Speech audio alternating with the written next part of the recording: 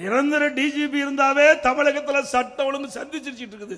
இன்றைக்கு ஒரு டிஜிபி ஓய்வு பெறுவது சொன்னால் ஓய்வு பெறுவதற்கு 3 மாதத்திற்கு முன்பாகவே தமிழ்நாடு அரசு அந்த டிஜிபி யாரெல்லாம் தகுதியார்களோ அந்த பட்டியலை தயாரித்து மத்தியில் இருக்கின்ற யூபிஎஸ்சி, அதாவது மத்திய பணியாளர் தேர்வாணையத்துக்கு அனுப்ப வேணும்.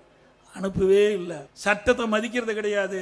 தனக்கு வேண்டியப்பட்டவர்கள் டிஜிபி ஆக வேண்டும். அதற்காக திராவிட முன்னேற்ற கழக அரசு, திரு ஸ்டாலின் மாடல் அரசு இந்த டிஜிபி ஓய்வு பெறுகின்ற பொழுது 3 மாதத்திற்கு முன்பாக மத்தியில் இருக்கின்ற யூபிஎஸ்சிக்கு அனுப்பல பட்டியல.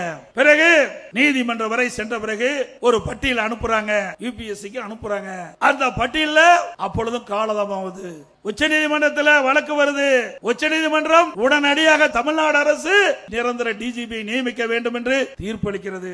அந்த தீர்ப்பின் அடிப்படையில் செயல்படுறாங்க. 3 பேர் கொண்ட ஒரு பட்டியல மாநில அரசுக்கு அனுப்புறாங்க. அதை அனுப்பியும் கிடப்புல போட்டாங்க. மீண்டும் ஒரு பொதுநல வழக்கு உச்ச நீதிமன்றத்தில் போடுறாங்க.